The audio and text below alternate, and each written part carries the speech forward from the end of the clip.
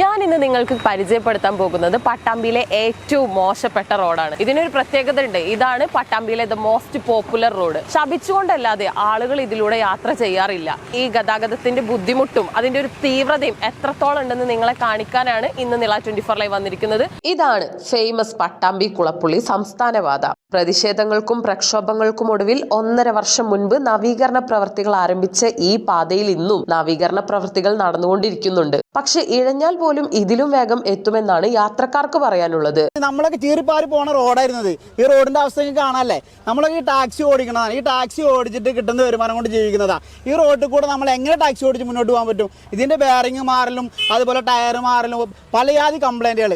അതുപോലെ വെള്ളം കാരണം 1 മണിക്കൂർ 1.5 മണിക്കൂർ ബ്ലോക്ക്. ഒരു ഫംഗ്ഷനായിട്ട് നമ്മൾ പോകുമ്പോൾ ഒരു യാത്രക്കാർക്ക് പോകാൻ ഭയങ്കര ബുദ്ധിമുട്ട്. അതുപോലെ ഹോസ്പിറ്റൽ കേസിന് പോകുമ്പോൾ ഭയങ്കര ബുദ്ധിമുട്ട്.